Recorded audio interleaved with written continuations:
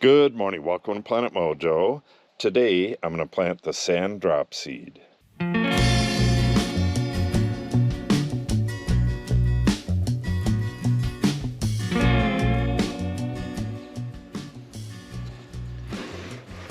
You can see on this side where the grass is kind of shriveled up, and that's actually a feature of sand dropseed.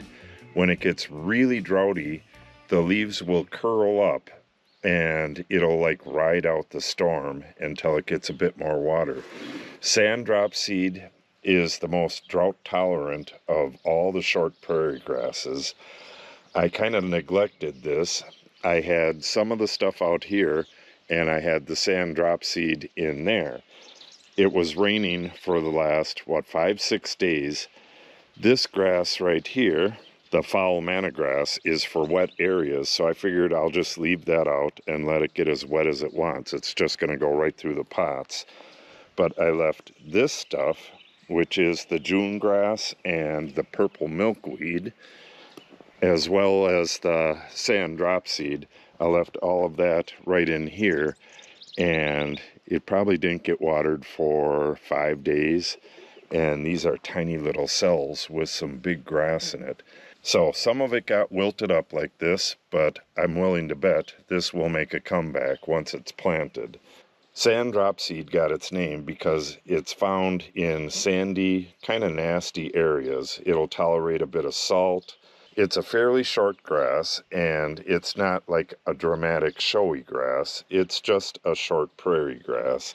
So I'm going to plant this stuff on the side of the hill down by the T-post down there. It's not the primest of areas, but this stuff produces 10,000 seeds per flower. And as the seeds are dropped to the ground, they'll go into the ditch and be washed into other areas. So what I'm hoping for is that this will take over for some of the nurse grass. This is definitely not going to crowd out like the big blue stem, little blue stem, Indian grass, and grasses like that. I consider it kind of a filler grass. So, with that said, I got a bunch more facts on this as well, and I'll tell you them as we're planting it. But for now, let's get over there and start drilling some holes. Alright, here's my area right here. You can see the T-posts here. I don't know what the heck happened over here. Why all of this is such a mess. It looks like somebody hit it with the gator. Natalie was driving in and out of here last night. She probably hit it. You can see all this mess. I don't know what that's all about. Natalie had a little bonfire with her friends last night. She graduated yesterday, or actually 2 days ago now, and it was her 18th birthday last week, or 2 weeks ago. So we've just been having lots of parties around here lately. And the neighbor up here just turned 70, so he had a big party last night as well. Last night was all about the partying. But today is all about planting the sand dropseed. So hopefully the soil looks like it's a real nice consistency. I'm hoping I can drill maybe a dozen holes at a time, repeat that a few times, and get this done.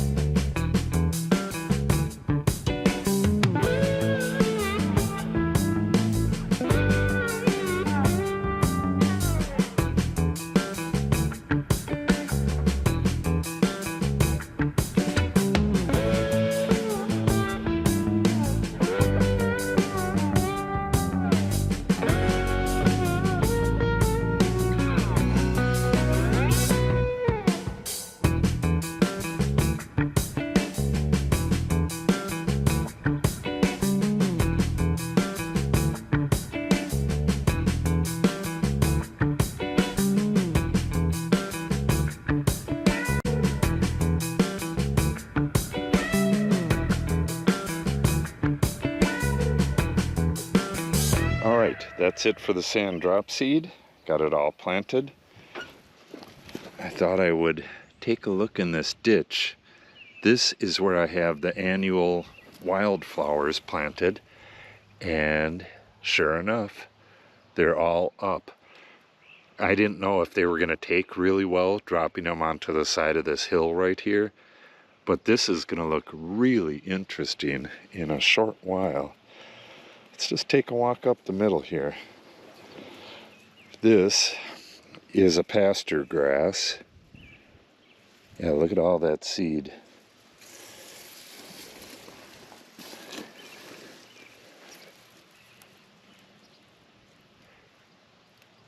Yeah, I'm seeing a ton of it, but I don't know if you'll be able to or not. Like right there. I don't know exactly how well the flowers are going to compete with the grasses that are growing here. This is kind of the blend-in area. The more formal part is right up there, and then this is just kind of left to be on its own.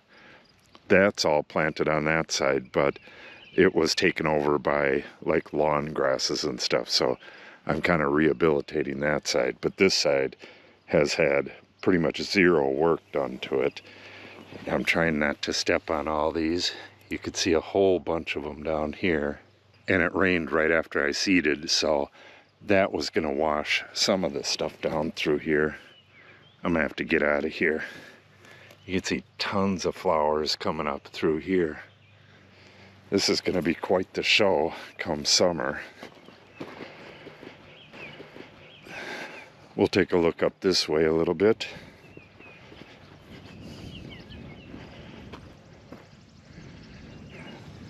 That is the split-beard blue stem.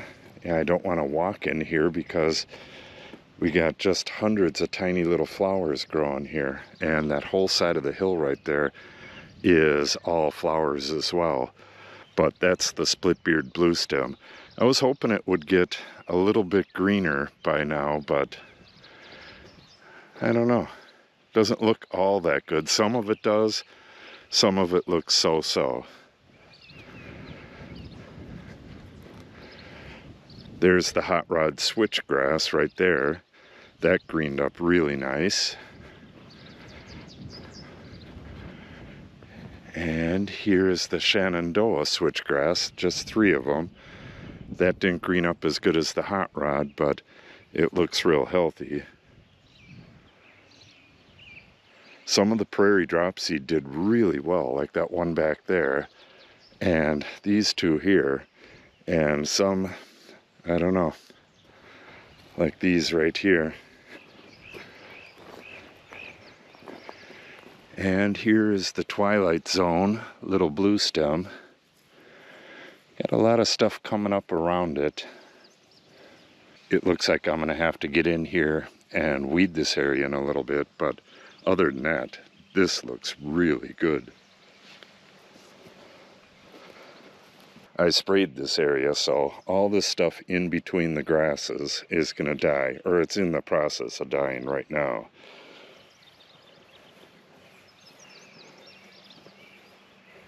And this grass that's dying, that's yellow foxtail. The stuff I sprayed in this area is mesotrione, and that's not going to kill the prairie grasses, but it will kill the invasive foxtail. It's kind of nice.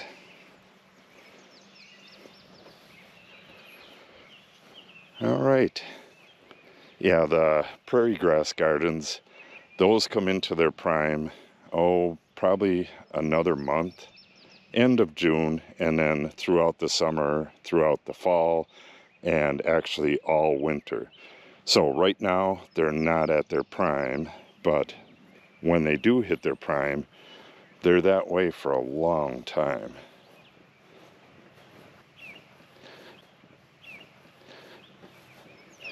Alright, that's going to wrap up this video. Just a short little video of me getting the sand dropseed in the ground. I use these videos in future years to see what I planted, where, and when. Then next year I'll be able to come back and see what this stuff looks like when it comes up in the spring, and then I'll be able to identify it in all the other prairies. Let me get that fact sheet and I'll give you the rest of the facts on sand dropseed, and then we will call this a wrap. I've already told you some of this stuff, but it gets its name, sand dropseed, because it's often found growing in sand. It's a long-lived perennial warm season bunch grass, up to 3 feet tall, and in ground like this is very fertile. They're probably going to get easily 3 feet tall, maybe a little taller here. 10-inch leaves. Oh, and by the way, the prairie grasses, if they say it's going to get 3 feet tall, it'll probably get about half that height, and then it'll have a spike going up with a seed on it. So as far as seeing through it, they don't get as tall as what they say. Like big blue stem, it can get 10 feet tall, but the main part of the plant is maybe 5 or 6 feet tall. All right. It's a very common prairie grass. It's an important food for quail and prairie dogs. I don't think we have any prairie dogs around here. It's extremely drought tolerant and adapted to areas with 7 to 16 inches of annual precipitation. And as I told you before, the leaves roll up to protect themselves during droughts, and it's considered the most drought resistant of the short prairie grasses. It's adapted to sandy soils, but will grow anywhere. It's salt tolerant. Sand dropseed has been used to make porridge by the Apache, Hopi, and Navajo tribes, and it's also used to create a cold fusion that's applied to the legs of horses. And the seed can remain viable for many years, kind of like weed seeds. So that's it, sand dropseed. This is going to be my seed bank. I've already planted seeds along the road back there, but I'll collect seeds from here probably next year and distribute them in the other prairies. So if you want to see that, make sure you subscribe and click on the update icon. If you have any questions or comments, make sure you put them in the comment section below.